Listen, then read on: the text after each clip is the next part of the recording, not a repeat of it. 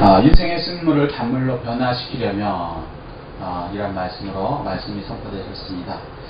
오늘 읽으신 출애굽기 15장은요 간단히 먼저 설명을 드리면 애굽에서 종에서 노임을 받았습니다. 그리고 홍해를 건너죠. 홍해를 건넌 다음에 광야로 들어갔습니다. 3일길을 걸었는데 거기서 이제 마라라는 곳에 도착하죠. 근데 3일을 걸었으니까 목이 마르죠. 그래서 물을 먹으려고 했더니 물이 너무 써갖고 오히려 더 고통스러운 거예요. 그것을 하나님께 기도했더니 하나님께서 나무를 가르치시고 그 나무를 물에 던지니까 물이 달아져서 먹게 되고, 그 다음에는 바로 이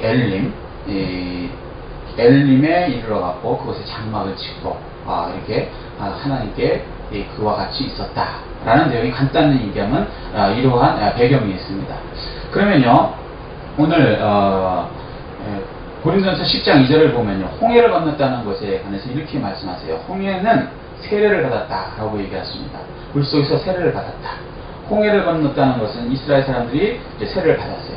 그리고 이 이스라엘 사람들의 얘기가 우리의 얘기죠. 고린도전서 10장 11절에 보면 말세를 만난 우리를 위하여서 말씀하신 것이라고 이 출애굽사건에 대해서 말씀하셨거든요. 그러므로 홍해를 건너서 광야로 들어갔습니다. 여기에 대해서 사도행전 7장 38절에 보면 광야교회라고 해요. 그러니까 홍해를 건너서 구원을 받고 광야교회에 들어간 상태입니다. 그랬는데 3일 정도의 시간이 지났죠.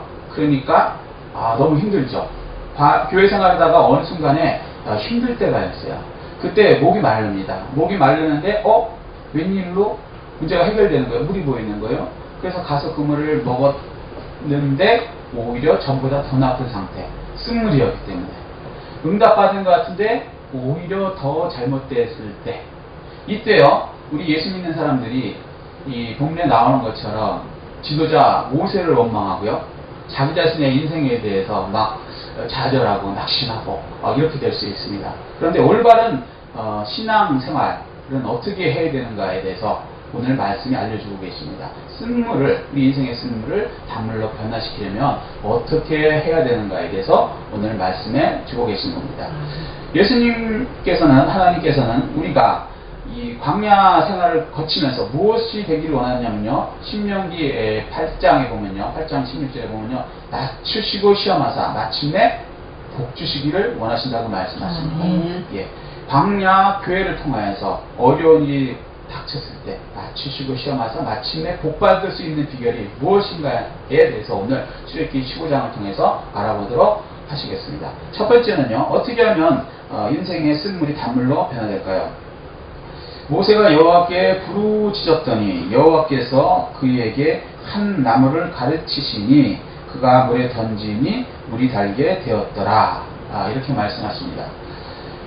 무슨 말씀이냐면요, 하나님께 문제를 가지고 와서요 부르짖어 기도하면요 이미 예비해 놓으신 예수님의 십자가 나무를 통해서 문제가 변화되고 응답되게 해주신다고 말씀하십니다.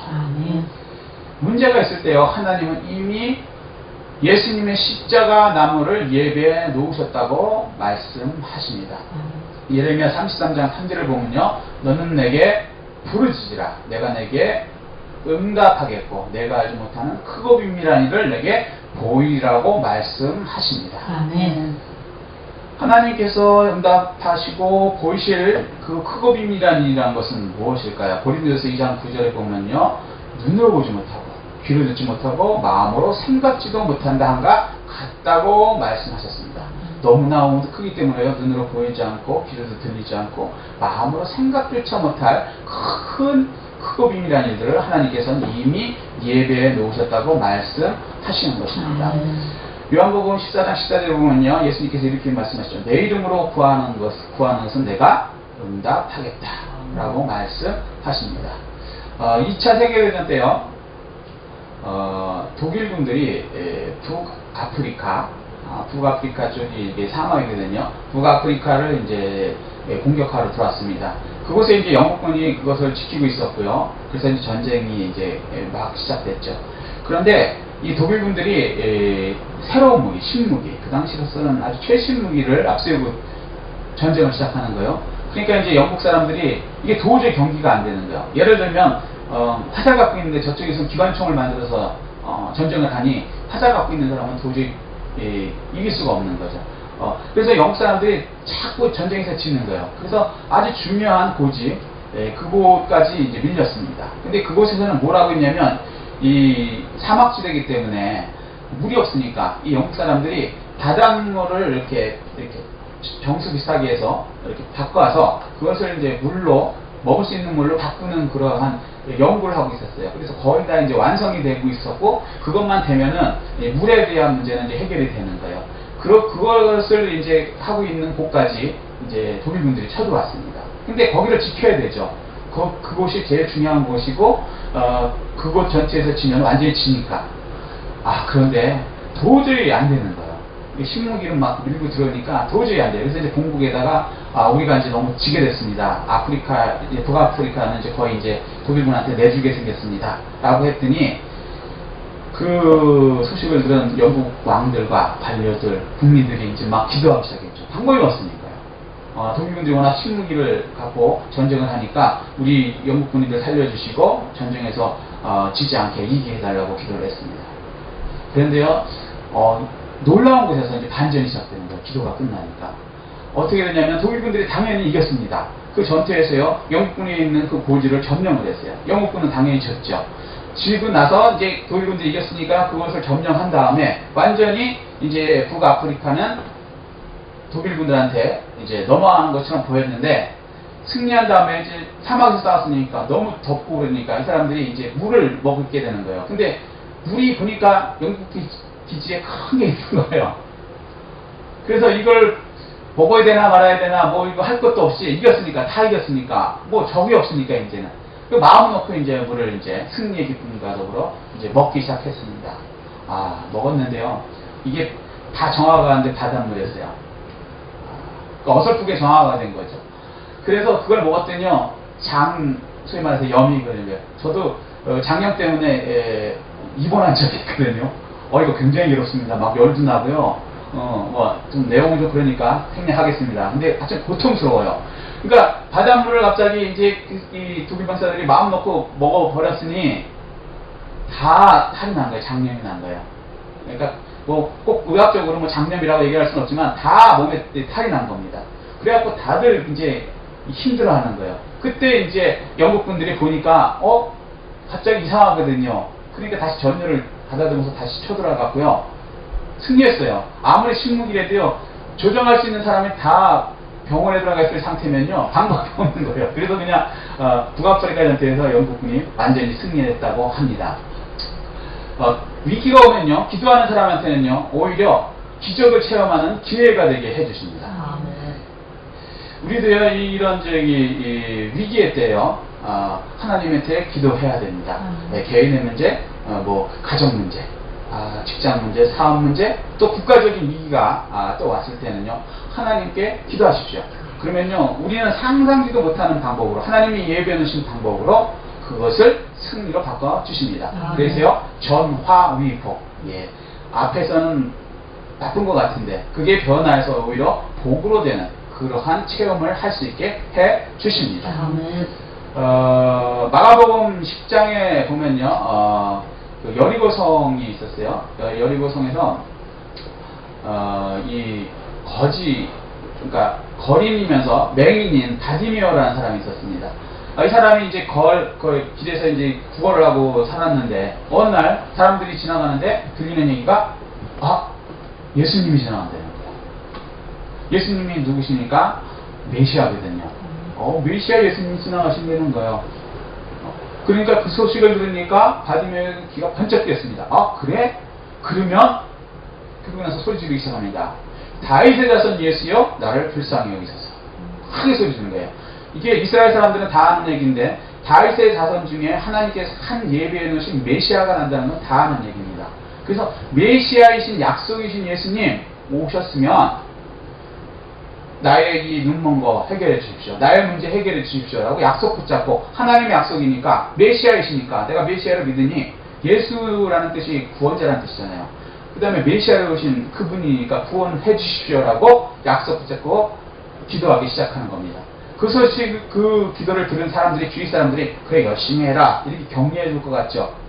안 그렇습니다. 현실에 보면요. 오히려 꾸짖었어요. 조용히 하라고 막 꾸짖었어요. 그럴 때 그냥, 그래? 그리고 기도를 멈추면 될까요? 아니에요. 바디메오는요, 더욱더 크게 소리질러, 다윗의 자손 예수여, 나를 불쌍히 여기소서, 기도하는 거예요. 그러니까 예수님이 가시다가 쓰십니다. 그리고 그를 불러오라. 불러온 다음에 내가 무엇을 원하느냐? 당연한 거 아닙니까? 보기를 원합니다. 가라. 내 믿음이 너를 구원하였다. 즉시로 눈이 떠지고요. 눈이 떠진 그 바디메오가 예수님을 따라가기 시작했다고 말씀하십니다. 지금 우리도요, 이 바디메오처럼요, 세상 살면서요, 환경에 깜깜하게, 앞이 깜깜해가 보이지 않는 그런 상황이 있을 수도 있습니다. 그리고요, 또 사람들이 도와주지 않으면 어쩔 수 없이 못 살 수 있는, 사람들의 도움을 받으면서 살 수도 있습니다. 또 그것만 아니라요, 또 진짜 눈이 실명해서, 눈이 좀 시력이 약해져서 고통을 받는 사람 중에 있을 수도 있습니다. 그때요, 낙심하거나 좌절하지 마십시오. 그때 이 약속의 예수님께 나오십시오. 예수님께 나오셔서요, 나를 불쌍히 여겨달라고 기도하십시오. 그리고 그 다음에 뭐예요? 하나님께서 약속하신 예수님이시니까 그 약속을, 하나님의 약속을 나한테 이루어 주십시오 라고 약속 붙잡고 기도하십시오. 그러면 예수님께서는요, 내 믿음이 너를 구원하였다 라고 하시고 응답해 주시고요, 문제가 변화하세요. 문제가 완전히 해결되고 응답해 주십니다. 그 축복을 다 받아 누리시는 풍성하게 성도님 되시기를 예수 그리스도로 축복합니다. 아멘. 두 번째는요, 인생 승물을 단물로 변화시키려면 어떻게 해야 됩니까? 이르시되 너희가 너희 하나님 나 여호와의 말을 들어 순종하고 내가 보기에 의를 행하며 내 계명에 귀를 기울이며 내 모든 규례를 지키면 내가 애국 사람에게 내린 모든 질병 중 하나도 너희에게 내리지 아니하리니 나는 너희를 치료하는 여호와임이라 라고 말씀하십니다. 무슨 말씀이십니까? 하나님의 말씀을 믿고 순종하면요, 말씀의 능력이 우리를 치료해 주신다고 하시고 우리를 회복시켜 주신다고 말씀하십니다.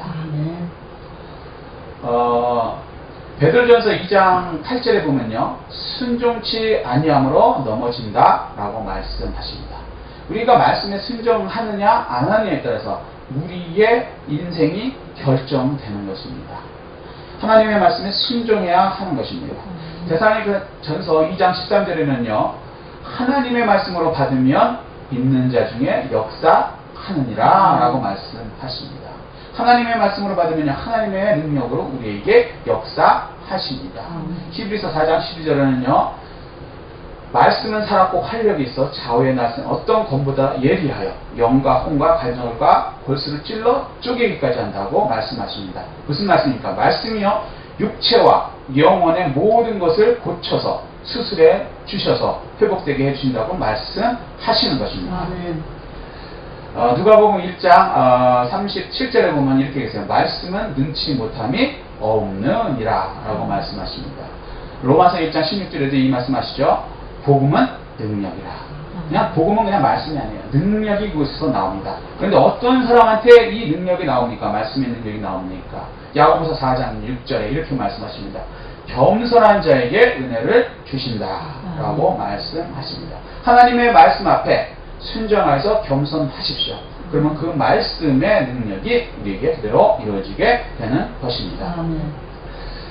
미국에요, 좀 나약한 남자가, 병이 걸린 남자가 있었어요. 그래서 그걸 이제 치료받기 위해서, 시골로 내려가서, 우리로 말하면 이제 그 전원으로 내려간 거죠. 시골로 내려가서 통나무집을 짓고, 거기서 이제 소위 말해서 자연요법으로 낫겠다고 이제 하기 시작했습니다. 그랬는데, 이 통나무집 앞에 커다란 바위가 있었어요. 근데 그 문 앞에 그게 있으니까 들어갈 때마다 걸리적걸리적 하는 거예요. 그래서 이걸 어떻게 해야 되나 하다가, 집은 지어놨고, 앞에는 큰 바위가 있으니까 어떻게 할 수 없어서, 하나님, 나를 빨리 고쳐주십시오. 여기, 너무 나약해서 힘이 없고 병이 많으니까 건강하게 해주시고, 또 더불어서 보너스로 요즘 들어가기 불편하니까 바위도 좀 옮겨주십시오. 불편합니다. 이렇게 이제 기도를 하기 시작했습니다. 그래서 하도 열심히 기도하는데 어느 날 하나님의 음성이 들리는 거예요. 뭐라고 말씀하시냐면 매일같이 사랑하는 아들아, 매일같이 저 바위를 밀어라. 이런 응답이 있다고 하는 거예요. 그러니까 얼마나 기쁩니까?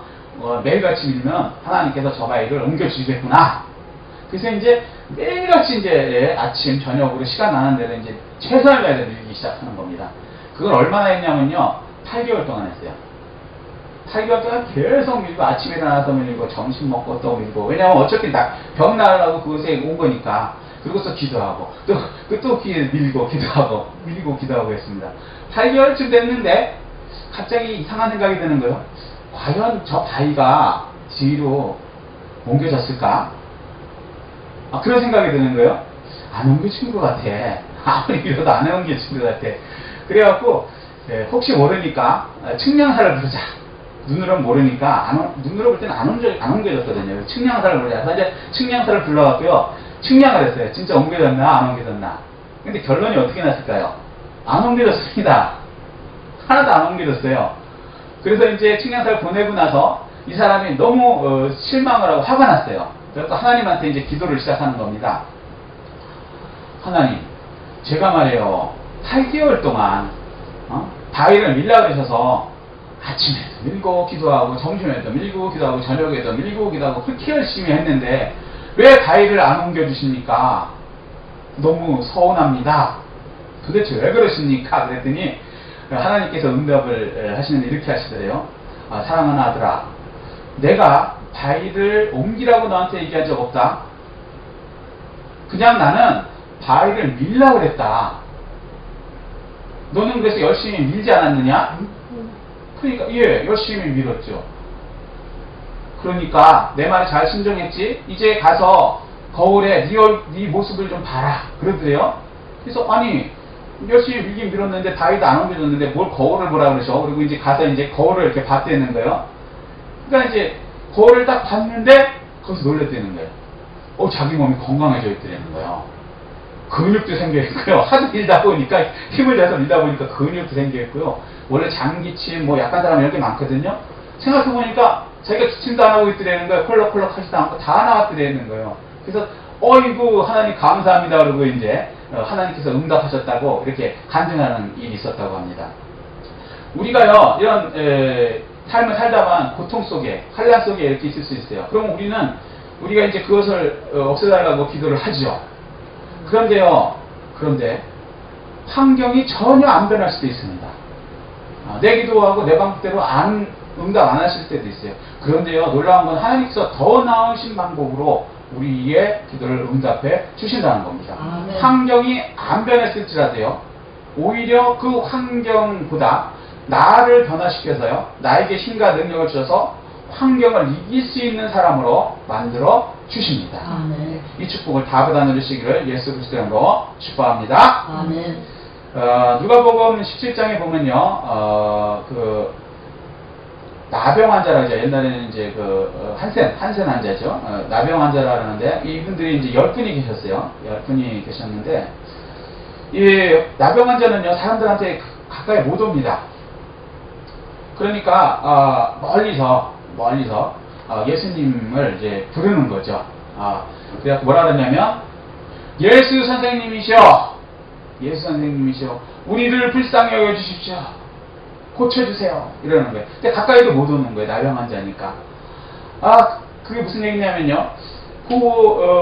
예수를 말 뜻은 구원자잖아요. 근데 뒤에다 뭐라요? 선생님이라고 붙여요. 그러니까 완전하게 예수 그리스도를 구원자로 메시아로 믿는 것도 아니에요. 그렇다고 안 믿는 것도 아니에요. 그러니까 한마디로 얘기하면 믿음이 조금 부족한 상태예요. 낫게 내달라고 그러는데 나을 수 있는 믿음이 되는 게 아니고 조금 부족한 상태. 그렇다고 아주 안 믿는 것도 아니에요. 예수 선생님이요, 우리를 구원해 주셔서 이렇게 얘기를 하는 거예요. 근데 예수님이 놀랍게 거기에 반응을 하세요. 너 믿음이 부족하니까 넌 안 돼? 이게 아니고요, 쓰셔갖고요, 그들에게 뭐라고 그러시냐면요, 제사장들한테 가서 내 몸을 보여라. 이렇게 얘기하시는 거예요.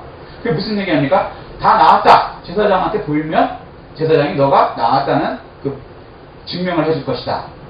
제사장들한테 가서 증명을 받아야 나병 환자가 다 나았고 다시 무리 속에 들어올 수 있거든요. 그 얘기를 들으니까 이 사람들이 이제 결정을 하게 되는 거예요. 예수님이 우리가 다 나았다고 얘기하시네. 그리고 제사장한테 가라 그러시네. 근데 자기들이 자기 모습을 보니까 계속 나병 환자예요. 그럼 어떻게 해야 되겠어요? 근데 이 사람들 놀라운 게 어차피 이렇게 살아도 죽고 나병으로 예수님이 낫다 그러니까 말씀 믿고 행동해도 손해날 거 없잖아요.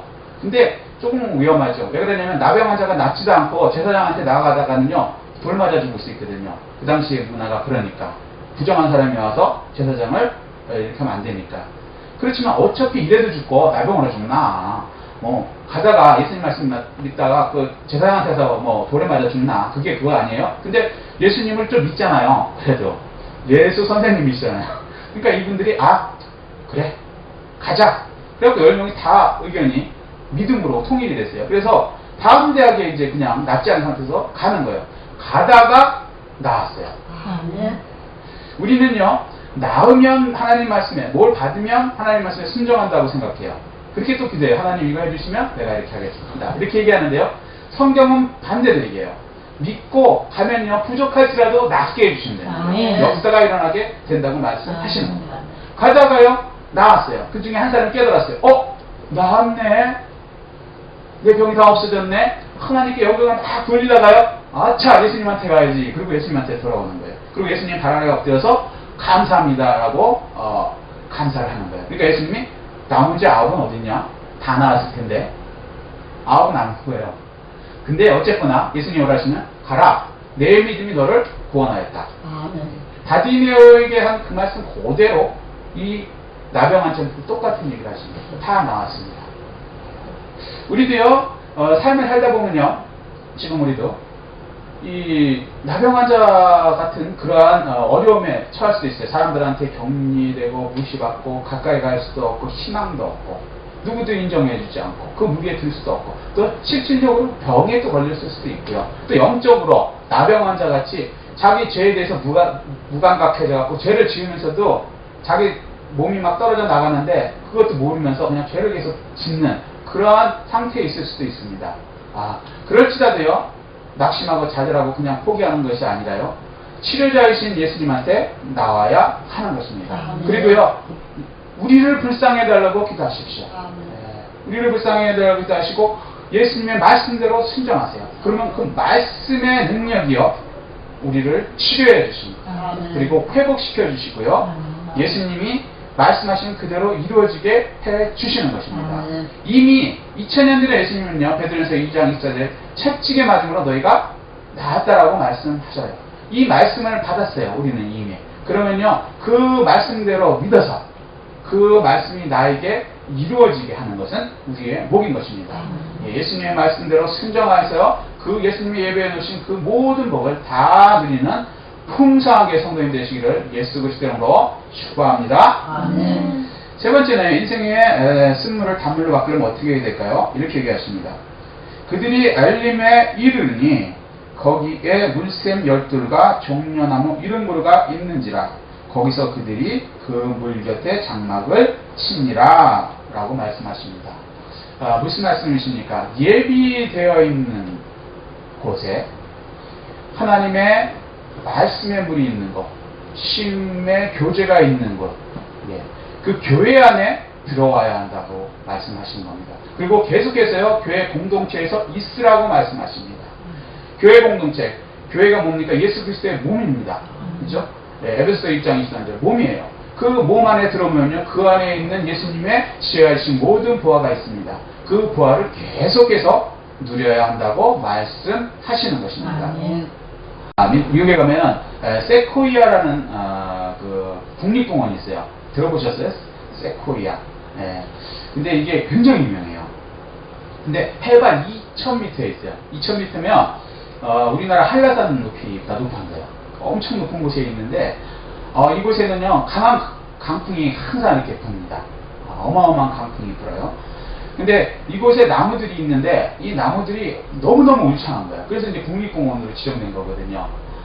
근데 이 나무들은 보통 강풍이 불면요 나무들이 이렇게 흔들리거나 뿌리가 뽑히거든요. 특히 이제 점점 커질수록 그래요. 바람이 너무 강하면 너무 높이 올라가면 흔들리거나 뿌리가 뽑히는데 이상하게 세코이아 이쪽에 있는 나무들은 흔들리거나 뿌리가 뽑히지가 않는 거예요. 너무 신기한 거예요. 다른 데하고 달리. 그래서 식물학자들이 연구했어요. 도대체 이게 왜 이런 일이 일어날 수 있을까? 2000m나 되는 해발 고도에서 바람이 부는 거 엄청나거든요. 산에 올라가 보시면 알아요. 평지에 있는 바람하고 산에 있는 바람하고 다릅니다. 어마어마하거든요. 근데 2000m에서 오는 바람이기 때문에 어마어마한 거거든요. 그래서 연구를 했더니 이 나무들이 굉장히 큰데 그 큰 것만큼 사실은 뿌리가 땅속으로 많이 깊이 들어가야 되거든요. 근데 의외로 많이 안 들어가고요. 땅속에 얇게 뿌리가 있더라는 거예요. 근데 이게 그냥 있는 게 아니라 흙 속에서 다른 나무들하고 이렇게 뿌리가 이렇게 엉켜서요. 이렇게 있어갖고 서로가 서로를 지탱해주고 있더라는 거예요. 그래서 이 나무들이 흔들리지 않고 뿌리가 뽑히지 않더라는 거예요. 두 번째는요. 그러면서 이 나무들이 군락을 이뤄갖고 하도 많으니까 이게 바람을 막아주고 있더라는 거예요. 그래서 세코이아 공원에 있는 나무들이 쓰러지지 않고 그렇게 큰 나무들이 계속 있을 수 있다라고 얘기를 하는 것입니다. 그러니까 워낙 그렇게 좋은 환경이 되다 보니까 그곳에는요. 세계에서 가장 등치로 그러니까 이렇게 폭하고 이런 거 있잖아요. 등치로 가장 큰 나무가 있어요. 제너럴 셔먼이라고 이름까지 있어요. 세코이아 공원 안에 있습니다. 세계에서 가장 큰 나무예요. 높이가 제일 큰 건 아니고 높이만 큰 게 아니라 옆에까지 이렇게 닫혀갖고 가장 등치 큰 나무가 그곳에 있습니다. 우리도요 혼자 있으면요 마귀의 유혹과 시험들이 계속적으로 와요. 그걸 혼자서 계속 감당해낸다는 건 힘들어요. 어느 순간 쓰러질 수 있습니다. 그렇기 때문에요 교회 공동체에 들어와야 하는 것입니다. 교회 공동체에 들어와서 서로 교제를 하십시오. 그리고 깊이 교제를 하고 서로가 서로를 지켜주십시오. 서로를 권면하고요 위로하고 그러다 보면요 반듯하게 쓸 수 있습니다. 그리고요 그런 가운데 교회에 있다 보면요 나 자신도 어느 순간 제너럴 셔먼 같이 큰 교회의 제목이 될 수도 있게 되는 것입니다. 예수님은요 광야에다가 교회를 세우셨죠. 광야교회 세웠어요. 그리고 나서 인생의 쓴물에 시달리고 있는 12제자들을 부르시고요. 또 사람들을 이렇게 불러드립니다. 그리고 광야교회에서 공동체 생활을 하게 하세요. 그 과정에서 광야교회에서 그냥 공동체 생활을 하는 것이 아니고요. 먹을 것이 부족할 때는요. 오병이어의 기적, 그죠? 떡 5개, 물고기 2마리를 통해서 5,000명이 먹는 기적을 통해서 육적인 문제도 해결해 주시고요. 병 들려온 사람들 병 고쳐주시고요. 귀신 들려온 사람 귀신 쫓아주시고요. 문제 갖고 온 사람 문제 해결해 주시고요. 그렇게 육적인 문제, 혼적인 문제도 다 해결해 주시고요. 또 영적으로 갈급해갖고 하나님에 대한 갈급한 사람들 하나님의 말씀을 선포해서 그들의 영적인 문제도 다 해결해 주시면서 전능하신 예수님을 통해서 교회에서 그 삶이 풍성하게 변한다는 것을 체험하게 해주시고 그 체험을 통해서 그 사람들이 그곳에서 공동체 생활을 하게 하십니다. 그 공동체 생활을 통해서 예수님의 말씀을 계속 먹다 보니까요 영적으로 영혼육이 커져서 그 사람들 중에 결국에는요 온 세계로 나가서 예수님의 큰 일꾼들이 많이 나오게 된 것입니다. 지금 우리도요 이 삶의 그 쓴물들 여러 가지가 있죠. 병의 쓴물도 있을 수 있어요. 또 가정의 쓴물도 있을 수 있고요. 자녀의 쓴물도 있을 수 있고 이런 것들이 항상 있을 때요. 낙심하고 좌절할 필요는 없습니다. 왜 그러냐면요. 예수님의 뜻대로 예수님의 뜻을 받아들이면 돼요. 하나님의 뜻대로 하나님의 뜻을 받아들이면 돼요. 우리가 예수 믿고 나서 광야에서 오는 고난에 대해서 신명기 8장 16절에 이렇게 말씀하십니다. 낮추시고 시험하사 마침내 복주시려. 이 예수님을 믿고 마음으로 받아들이십시오. 그리고 이 전능하신 예수님께 나오십시오. 그래서 예수님을 통해서 교회 내에서 육적인 문제도 해결받는 체험을 하시고 믿음으로 그것을 받아들이시고 영적으로도 예수님의 말씀을 통해서 더욱더 풍성하게 되어서 그 풍성함으로 인하여서 예수님의 일을 더할 수 있는 그런 사람이 되어야 하는 것입니다. 골로새 2장 3절에 보면요 이 얘기하세요. 그 안에 지혜와 지식 모든 보화가 감추어져 있느니라 라고 교회에 대해서 말씀하십니다. 예수님이 세우신 교회에 대해서 에베소서 1장 23절에 이렇게 얘기하세요. 교회는 풍성하게 하는 풍성함이다. 예수님은 이 풍성하게 하는 풍성함에 우리를 초대하고 계시는 것입니다. 그래서 그곳에 들어가면요 하나님께서 이미 예배해 놓은 그 풍성함들이 항상 있습니다. 고린도전서 2장 9절 하나님께서 예배해 놓으신 것은 눈으로 보지 못하고 귀로 듣지 못하고 마음으로 생각지도 못하는 그런 풍성한 것들이 이미 예비되어져 있는 것입니다. 그렇기 때문에 예수님께서는 이렇게 얘기하십니다. 마태복음 12장 28절에 수고하고 무거운 짐진 자들아 다 내게로 오라. 내가 너희를 쉬게 하리라. 교회에 오셔서요, 예수님께서 이미 예배해 놓으신 그곳에서 서로 성도의 교제를 통해서 신과 위로를 얻으시도록 예수님께서 이미 예배해 놓으신 그 모든 축복들을 교회 안에서 다 받아들이라고 말씀해 주시는 것입니다. 그것을 통해서 교회 안에 있을 때 우리의 영과 혼이 더욱더 자라나서 우리도 제자들처럼 온 세계로 나가서 예수님의 그 복을 다 전할 수 있는 복의 큰 통로들로 쓰임받을 수 있습니다. 이 축복을 다 받아 누리시는 풍성한 교회 성도님 되시기를 예수 그리스도 이름으로 축복합니다. 아멘. 말씀을 간략하게 요약하겠습니다. 인생의 쓴물을 단물로 변화시키려면 어떻게 해야 될까요? 첫 번째요. 예수님께 문제를 가지고 부르짖어 기도하면요, 이미 예수님께서는 준비해 놓으신 예수님의 십자가 나무를 통하여서요 문제를 변화시키고 응답해 주신다고 말씀하십니다. 두 번째는 예수님의 말씀을 믿고 그 말씀대로 순종하면요, 말씀이 그 자체가 능력이 되어서 우리의 병을 치유하고 우리의 문제를 완전하게 해결해 주신다고 말씀해 주시는 것입니다. 세 번째는요, 예비된 교회 안에 들어와서 그 안에서 계속 공동체 안에서 있을 때, 예수 안에 있을 때, 예수 안에 있는 그 모든 바들을 계속 받아 누릴 때 이 모든 것이 이루어진다고 말씀하십니다. 그래서 우리의 개인, 가정, 직장, 사업장에서 이 우리의 인생 쓴물이 단물로 변화해서 예수님이 이미 예배해 놓으신 마침내 복 주시기 위한 그 축복을 다 받아 누리시는 풍성한 교회 성도님 되시기를 예수 그리스도 이름으로 축복합니다. 아멘. 이 말씀 생각하시고